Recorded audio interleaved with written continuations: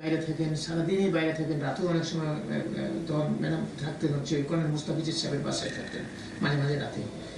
তো সেই ক্ষেত্রে দেখা গেছে যে অনেকদিন আমাকে আমার এক বন্ধুটা আমি দেখিও নাই শুনিও নাই, কারণ তখন তারেক সাহেবের সাথে আমার পরিচয় ছিল না। আমার সাথে পরিচয় হয়েছে 91। তো আমাদের একটা কমন ফ্রেন্ড আছে তৃপ্তি, সে আমাকে বলেছে, তার বক্তব্য হচ্ছে তারেক সাহেবের বাসায় তখন সে রেগুলার যেত এবং থাকতো। তখন একদিন তারেকের নানি তৃপ্তিকে নাকি বলেছে যে তৃপ্তি এই কি বলে আমার নাতিটা তো নষ্ট হয়ে যাচ্ছে এবং এই শয়তান মেয়েটা তো আমার নাতিটাকে শেষ করে ফেলাইতেছে। এবং এইগুলো তৃপ্তিকে সে ধরে খুব কান্নাকাটি করলো। মামুনের ওয়াইফকে দেখালো যে মামুনের ওয়াইফ 2-3 ঘন্টা এসে থাকে তারেকের বাসায়।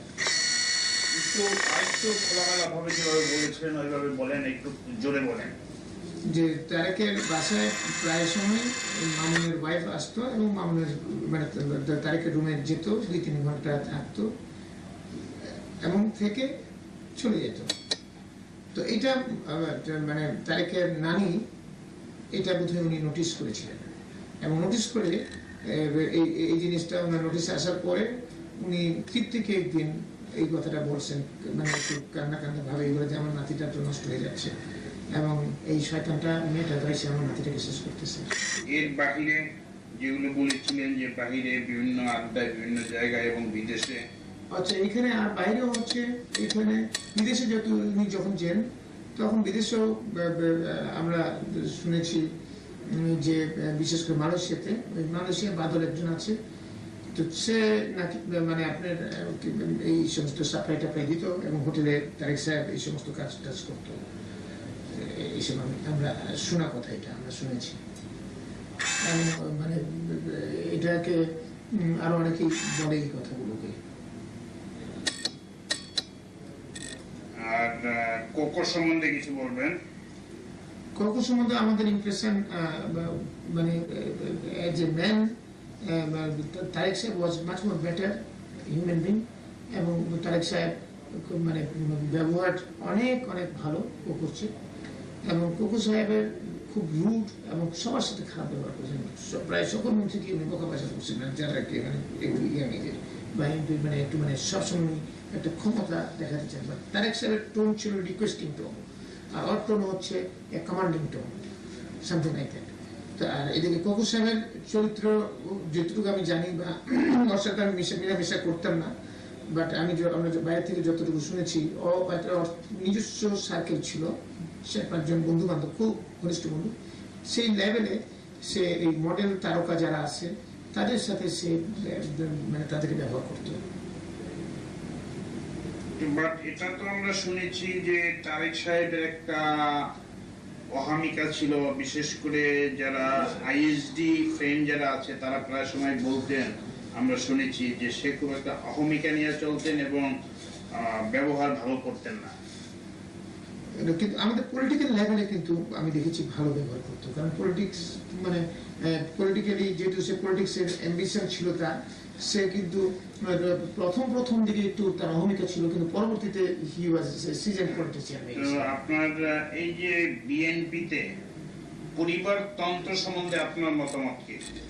এটা আমি পরিবারতন্ত্র মানে চরম পর্যায়ে গিয়েছে, এটা no doubt on that, no doubt on that. মানে পরিবারতন্ত্রের শুধু না, এখানে বড় পরিবারতন্ত্র তো আছে, এখানে কোনো গণতন্ত্র গঠনতন্ত্র কোনোটাই মেনটেন করা হয় না। এখানে নিজের ইচ্ছা অভিপ্রায়টাকেই মানে মানে বাস্তবায়ন করা হয়েছে।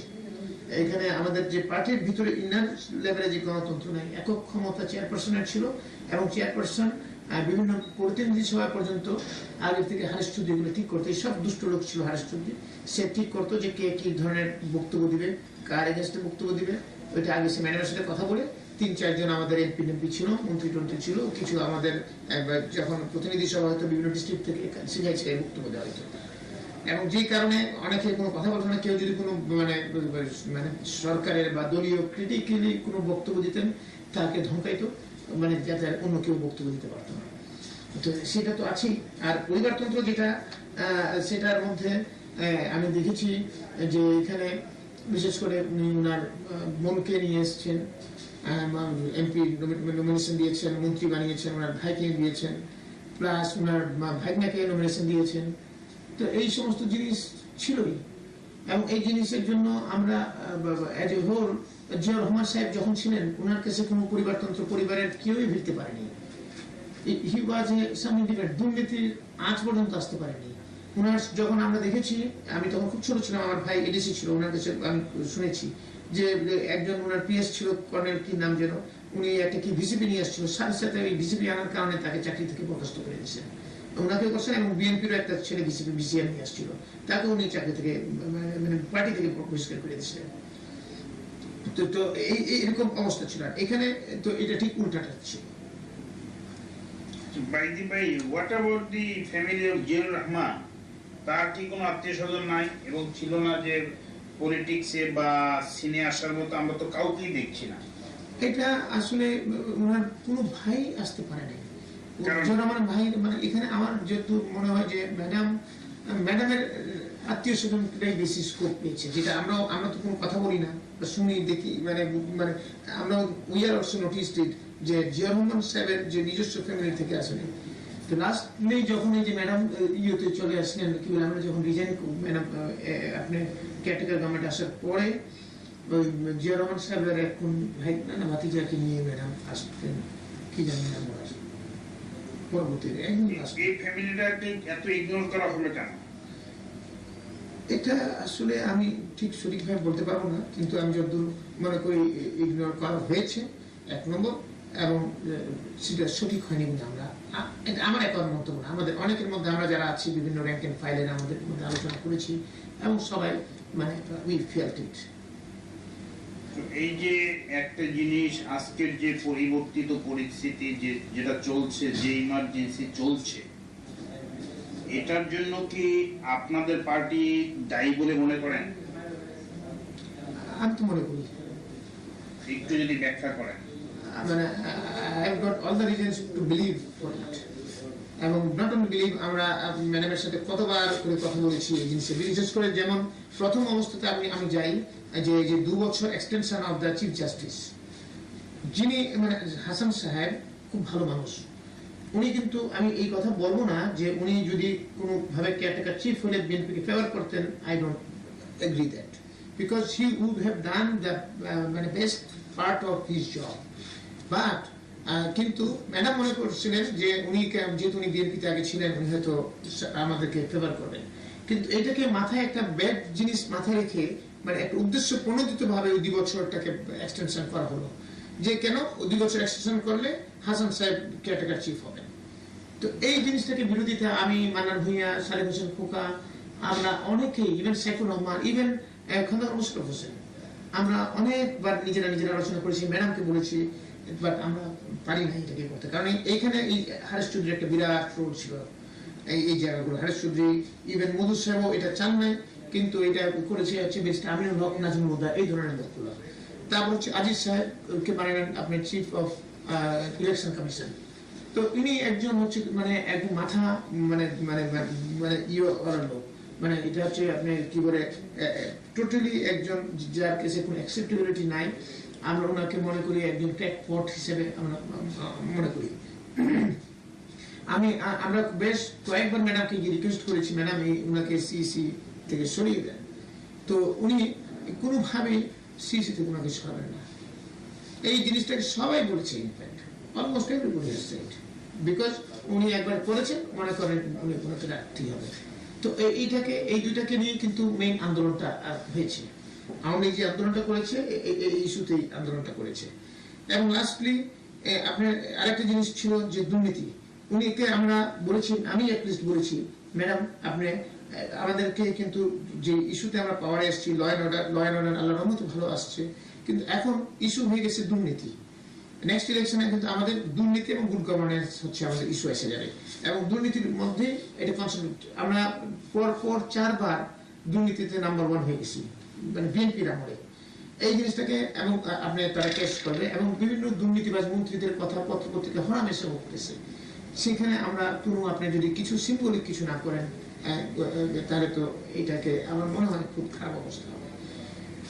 অনেকেই বলেছি এটাকে, ইন্টেলিজেন্স এজেন্সি থেকে যতগুলো প্রধান ছিলেন, আমার সাথে ওনারা শেয়ার করতেন আমার সাথে ওনাদের ভিউজটা, ওনারা আমাকে বলেছেন এবং আমিও বলেছি, ওনারা জানেন। এবং কিন্তু ম্যাডাম এখানে কোনো স্টেপই নেয়নি, এবং না নেওয়ার কারণে যে দুর্নীতি, আমি মনে করি we have crossed all limit of দুর্নীতি, মানে অতীতের সকল সরকারের লিমিটগুলোকে ক্রস করেছে। এইভাবে দুর্নীতিবাজ কয়েকজন মন্ত্রী এমপির নাম বলেন না। দুর্নীতিবাজ এমপি মন্ত্রীদের মধ্যে যেমন নাজমুল হুদা, সাজাদ সিরাজ, তারপর হচ্ছে বেশি আমিনুল হক, তারপর হচ্ছে আপনার এমপিদের মধ্যে হচ্ছে আমাদের ফজলুল হক মিলন, তারপর হচ্ছে নাসিরউদ্দিন পিন্টু, মির্জা আব্বাস, মিন নাসির, আরো আছে, অনেক বলা যাবে, এটা অনেক বলা যাবে। এই যে ইলেকশনের জন্য যে আপনারা গো ধরে থাকলেন যে ইলেকশন করাতেই হবে, যেখানে অনেক ইউএন এর প্রেসার আসলো, বিভিন্ন দিকের প্রেসার আসলো, তারপরও আপনারা এটা একরোখা হয়ে রইলেন কেন? আপনাদের কাছে কি দেশ বড় না পার্টি বড় হয়ে দাঁড়ালো? এটা আসলে ঠিক সেই সময়টায় কিন্তু আমি দেখেছি ম্যাডামের একটা মানে নতুন সার্কেল ডেভেলপ করেছিল, যেটা কিন্তু রাষ্ট্র পরিচালনায় বিগত 4.5 বছরের মধ্যে সেই সার্কেলটা ছিল না। সেই সার্কেলটার মধ্যে ছিলেন আমাদের জনাব সালাউদ্দিন কাদের চৌধুরী সাহেব, জনাব আলী হাসান মুজাহিদ সাহেব, হালু সাহেব। এই তিনজন ম্যাডামের সাথে কিন্তু বসে ম্যাক্সিমাম ডিসিশন গুলো নিতেন, এবং তারপর তারেক সাহেব যেতেন, কিন্তু এই তিনজন হচ্ছে এবং তারেক সাহেবও জয়েন করতেন। এই 4 জনই মেইন লিড ছিলেন, এবং সেখানে মানব ভূঁইয়া সাহেবকেও শেয়ার করা হতো না, সাহেবুর রহমানকেও শেয়ার করা হতো না, সাহেবুর রহমান সাহেবকেও, এবং খন্দকার মোশাররফ হোসেন সাহেবকে মাঝে মাঝে শেয়ার করা হতো, এবং খন্দকার মোশাররফ সাহেব এই হতকারিতার মধ্যে ছিলেন, অনেকখানি ছিলেন। তো এখন ইমরান কিন্তু এই জায়গাগুলোতে মধ্যে ম্যাডামকে অ্যাডভাইস করেছেন, ইভেন যেমন আপনার ওই যে প্রেসিডেন্টকে কেয়ারটেকার চিফ বানানো, সেটাও কিন্তু এই 4 জনে করেছে, এবং এই 4 জনে এই সমস্ত কিছু করেছে। এবং এটাই কি আপনাদের সাপোর্ট ছিল?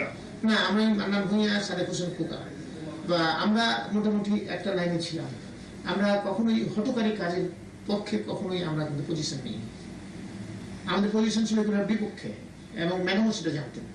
এবং এই জন্য আমাদের ভিতরে অনেক সময় এই সমস্ত মিটিংয়ে যখন হতো আমরা ভিতরে ঢুকতে যেতাম, কিন্তু আমাদেরকে তখন বলে না, পরে আসো, বসে থাকলে উনি কথা বলবেন, আমাদের বলে তুমি যাও একটু, এখন টায়ার্ড হয়ে গেছো, বাসায় যাও, রেস্ট করো, এরকম বলতে, যাতে আমাদের সামনে কথা না বলতে চান না। আচ্ছা, আপনাদের এই যে হাওয়া ভবনে আপনারা কয়েকজন মিলে পলিসি মেকিং এ প্রায় সময় বসতেন, এরা কারা কারা ছিলেন? না, পলিসি মেকিং কিন্তু আমরা মানে 2-3টা গ্রুপ বসতো, মানে এটা একই গ্রুপ, মানে না, একটা গ্রুপ যেমন ছিল, যেমন শফিক রহমান সাহেব, আমি, তারপর হচ্ছে ছোটনু বসতাম, এবং এখানে মাঝে মাঝে আমাদের ডিজে এসেছিল রাজাপুর হায়দার সাহেব, উনিও আসতেন। তো এটা হচ্ছে একটা গ্রুপ।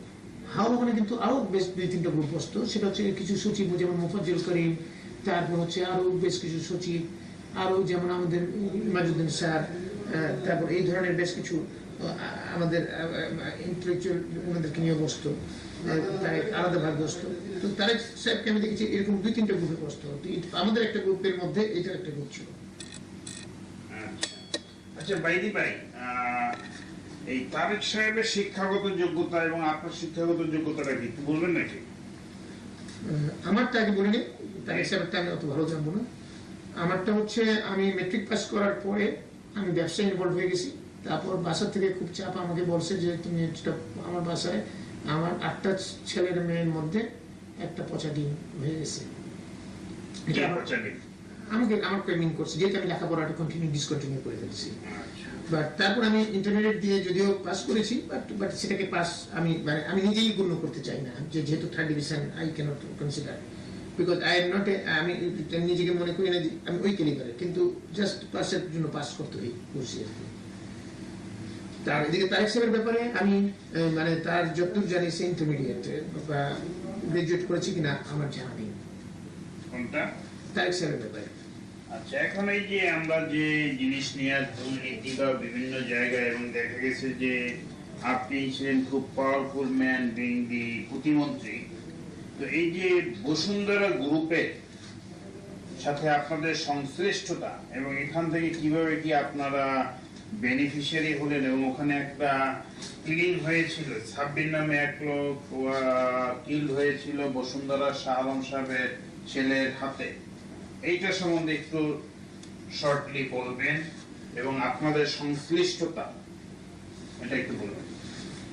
এটাকে একটু আমাকে নারেট করতে হবে এইভাবে যে আমাকে ইনফ্যাক্ট ম্যাডাম এবং তারেক রহমান সাহেব দুজনেই অ্যাটলিস্ট 4 থেকে 5 বার করে আমাকে রিকোয়েস্ট করেছেন যে বসুন্ধরাকে নিয়ে মানে সালম সাহেবকে নিয়ে যাতে একটু বসি, আমরা যাতে বসে সেখানে আমরা আলোচনা করব, যাতে করে আমাদেরকে আপনার ইলেকশন যে সামনে আসতেছে সেই ইলেকশনের ফান্ড কত দিবে সেটার জন্য। আমরা আমি প্রথমে অ্যাভয়েড করতে চেয়েছি, কিন্তু অ্যাভয়েড করতে গিয়েও 4-5 বার করার পরে আমি অ্যাভয়েড করতে পারিনি। না পারলেও আমাকে তখন তারেক সাহেব নিজেও বসুন্ধরা সালেমের সাথে কথা বলেছেন এবং আমি at last I have organised a meeting in my residence. 1-2টা মিটিং আমরা 2টা বা 3টা মিটিং করেছি, পরবর্তী প্রায় আরো 8-10টা মিটিং হয়েছে, সেগুলো মিটিং সবগুলো হাওয়া ভবনে হয়েছে এবং সেই মিটিংগুলোর মধ্যে আমরা বিভিন্ন সময় টাকার আলোচনা করেছি, মানে যাতে তারেক সাহেব মেইনলি আলোচনা করেছেন যে পার্টির মধ্যে কত উনি ডোনেট করতে পারবেন, ইলেকশনে প্রাণ দিতে পারবেন, উনি হয়তো বিএনপির আমলে অনেক ব্যবসা বাণিজ্য করেছেন ইত্যাদি ইত্যাদি। তো যদিও তারেক সাহেব একটা বড় অঙ্কের টাকা চেয়েছিলেন, উনি কোনোভাবে সেটা মানে না, কিন্তু লাস্টলি টাকাটার ফিগার ঠিক হয়েছিল 50 কোটি টাকা ইলেকশন বাবদ সালম সাহেব দিবেন। এখন সেইখানে প্রথম 1-2-3টা টাকা আমার বাসায় এসে দিয়ে গেছে এবং 1-2 বার সেখানে আমার যত মনে করে পরে আপনার 1 কোটি টাকা করে এক একটা চালানো। কয়বার গিয়েছিল আপনার বাসায়? আমার বাসায় 3 বার। 3 বার না 4 বার? 3 বার আমার স্মরণে 3 বার পরে। আচ্ছা 3 বার আমার স্মরণে আছে এবং 3 বার দিয়ে গেছে এবং 2 বার হয়তো তারেক সাহেব আমার সাথে ছিলেন, একবার তো বটেই, 2 বার হয়তো ছিলেন উনি যখন এটাতে। আর তারেক সাহেব আমাকে বলে দিয়েছিলেন এই টাকাগুলো যাতে আমি কামাল সাহেবকে হ্যান্ড ওভার করে দিই। কামাল সাহেবকে? সালিমুল হক কামাল আমাদের এমপি সাহেব ছিলেন, মাগুরার 2 এর এমপি। ইকোনো কামাল। আচ্ছা কামাল সাহেবকে আমি যাতে দিয়ে দিই এবং কামাল সাহেব উনি করতো। কামাল সাহেবকে আমি বলেছি যে এটা ম্যাডাম জানেন এবং তারেক সাহেব ডিজাইন করেছেন যাতে আপনাকে সে টাকাটা দিই। তখন কামাল সাহেব বলেছেন যে আমাকে আগের 2 কোটি টাকা আছে, আরো ঠিক আছে আমি রাখতেছি। পরে 2 দিন পরে কামাল সাহেবকে সঙ্গে আমি তারেক সাহেবের এখানে গেলাম হাওয়া ভবনে এবং কামাল সাহেবের সাথে তারেক সাহেব পুরো টাকার ডিটেল আলোচনা করলেন এবং ওনাকে রাখার রিকোয়েস্ট করলেন এবং কামাল সাহেব এগ্রি করলেন। এবং তখন আমি তারেক সাহেবকে বললাম যে আমার এখানে টাকা রিসিভ করা is just difficult for me, I just cannot do it and এটা ethically I should not do it. তো তারেক সাহেব যখন আমার প্রবলেমটা বুঝলেন এবং বুঝে উনি অপুকে ইনস্ট্রাকশন দিলেন যে অপু তুমি এখন থেকে এখানে রিসিভ করবা, সুফিয়ান দিয়ে যাবে, তুমি দেবা এবং তুমি কামাল সাহেবকে দিয়ে দিবা।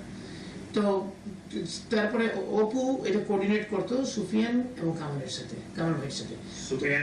সুফিয়ান হচ্ছে আপনার সালম গ্রুপের মানে বসুন্ধরা গ্রুপের সালম সাহেবের একটা এক্সিকিউটিভ ডিরেক্টর বা কিছু একটা, সেই সালম সাহেবের কাছে টাকাগুলো এনে ডেলিভার করতো।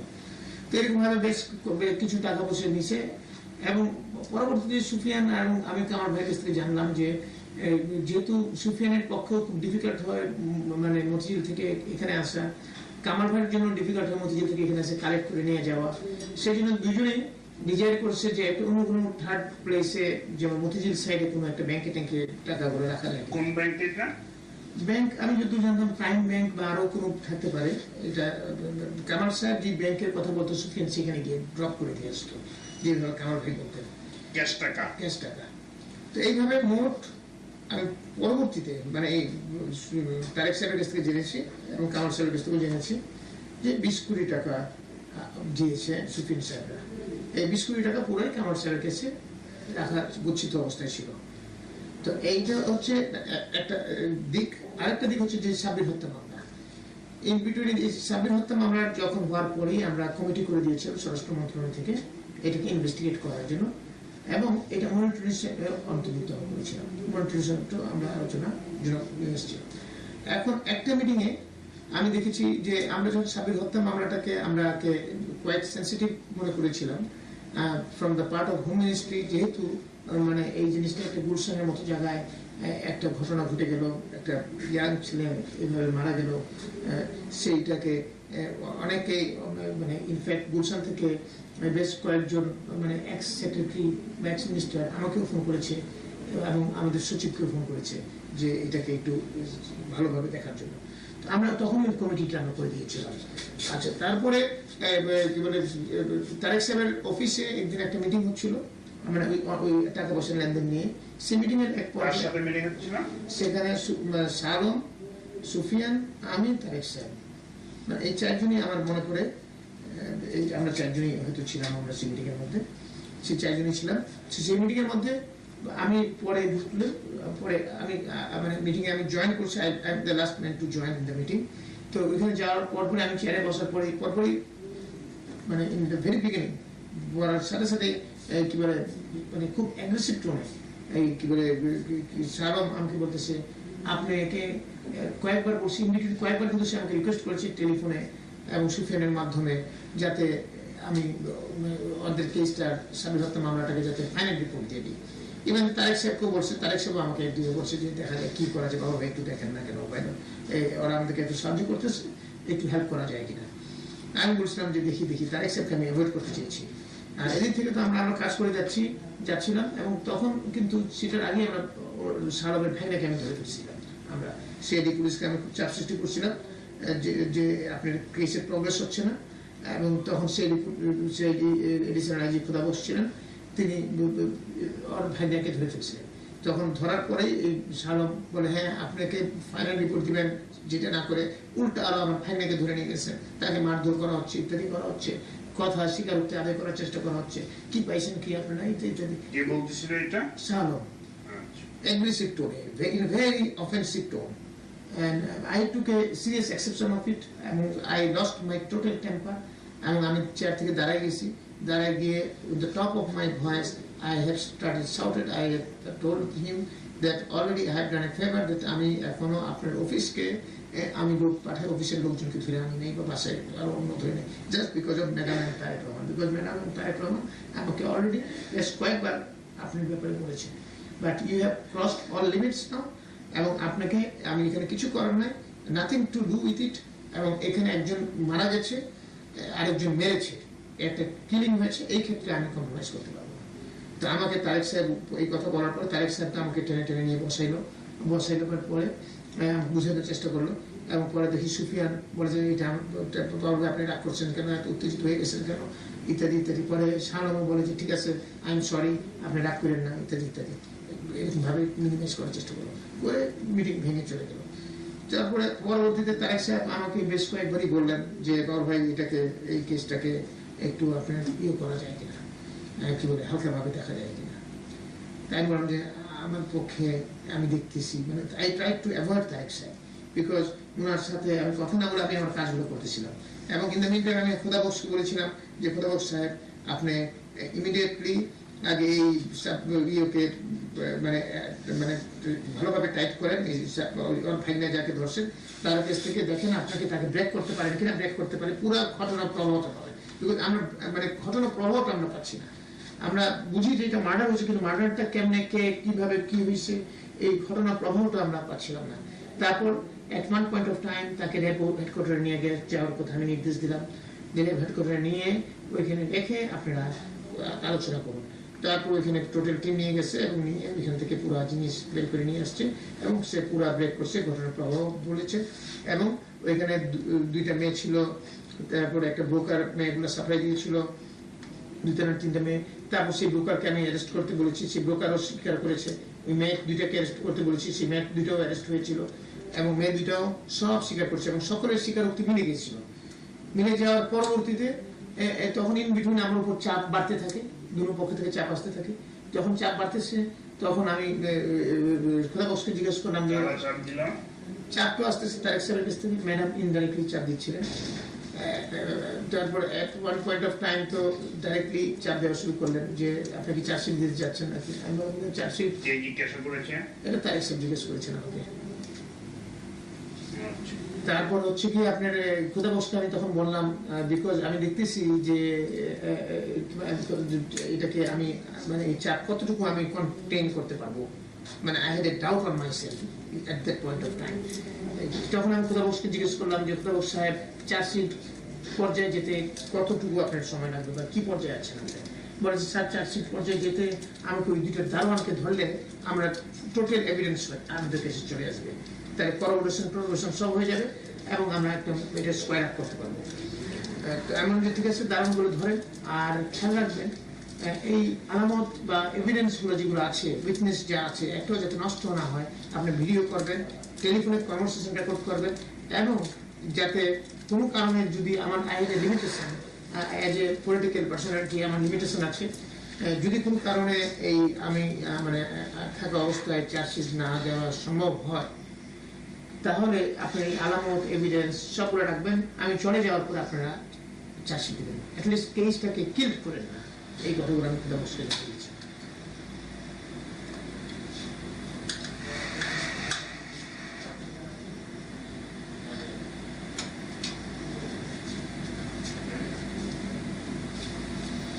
তো এটা গেল, বাট আলটিমেটলি এটা ইয়া হয় নাই। Okay sir, you take water and biscuit, take 2 minutes rest.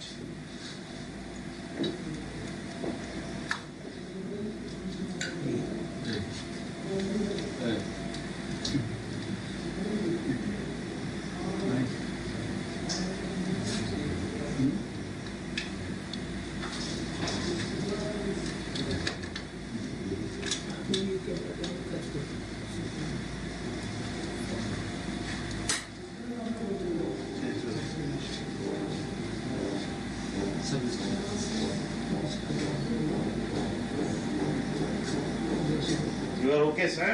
Yes, I'm okay.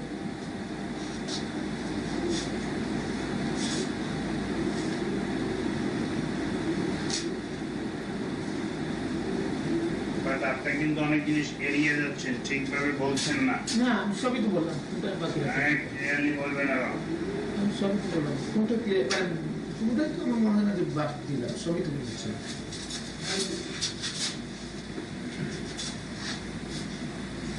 ওদের হোমোসেক্সুয়াল কথাটা তো বললেন না। হোমোসেক্সুয়ালটা এটা তো মানে করেন একটা খুবই বুঝছেন না, এটা আমি তো বলছি যে ধরাধরি করে, মুখ করে তমুক করে, এই ধরাধরি করে এগুলো করছে।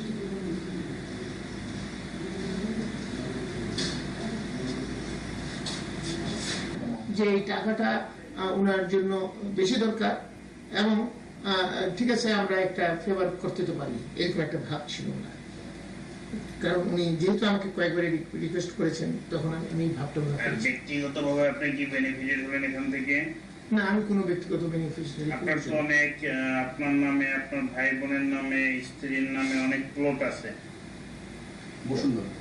এই প্লট আমরা আগে নিয়েছি, এবং প্রত্যেকটা প্লট এটা যেখানে দিয়েছে আমাকে পি ব্লকে, যে ব্লকে হচ্ছে এখনো 20 পানি আছে, নাম্বার 1। নাম্বার 2, এটাকে 4 বছরে আমরা পেমেন্ট করতে হবে, এবং প্রতিটা ইনস্টলমেন্ট পেমেন্ট করছি। It was not a free plot. আপনি তো অক্টোবরের পরে আর কোনো পেমেন্ট করেন নাই? না, পেমেন্ট করেছি না, যেটা আমরা বসুন্ধরার কাগজপত্র দেখেছি, আপনার পেমেন্ট একটাও আর করেন নাই।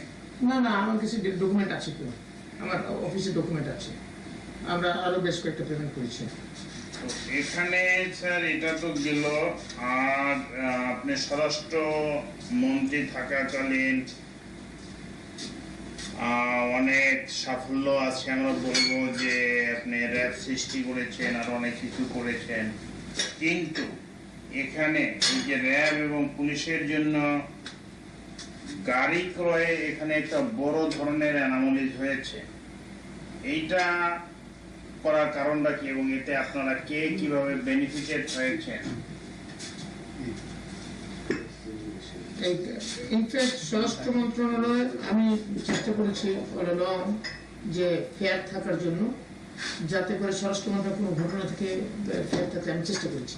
কিন্তু আমি ফেয়ার থাকতে চেষ্টা, আমি ব্যক্তিগতভাবে এজ এ স্বরাষ্ট্র প্রতিমন্ত্রী হিসেবে স্বরাষ্ট্র মন্ত্রণালয়ের যে কোনো কর্মকাণ্ডে আমি ফেয়ার থাকতে চেষ্টা করেছি। তারপরও এইখানে একটা মানে অ্যানামলি হয়েছে, সেটা আমি অস্বীকার করবো না।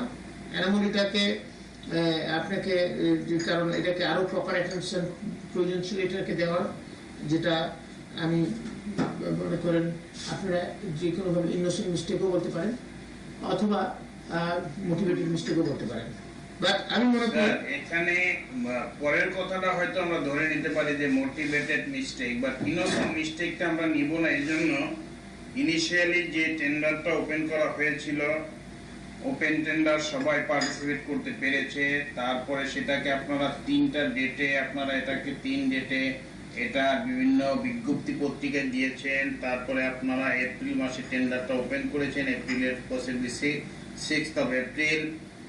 সেখানে অনেকেই লোয়েস্ট হয়েছে। 2.5 মাস যাবত আপনারা কোনো ডিসিশন না দিয়ে 2.5 মাস থেকে 3.5 মাস হঠাৎ করে আপনারা রিটেন্ডার কল করেছেন এবং সেখানে আপনারা গাড়ির স্পেসিফিকেশন ফিক্সড করে দিয়েছেন। যেমন একটা উদাহরণ বলি, যে একটা গাড়ির আপনারা যেটা স্পেসিফিকেশন ফিক্সড করে দিয়েছেন যে রোড ক্লিয়ারেন্স 160 mm, কিন্তু দেখা গেল বিশ্বের বিখ্যাত গাড়ি লাইক টয়োটা, ইসুজু আর অন্যান্য গাড়ি, সেটা রোড ক্লিয়ারেন্স আছে 150 mm, অর্থাৎ 10 mm, which is less than half an inch। এইভাবে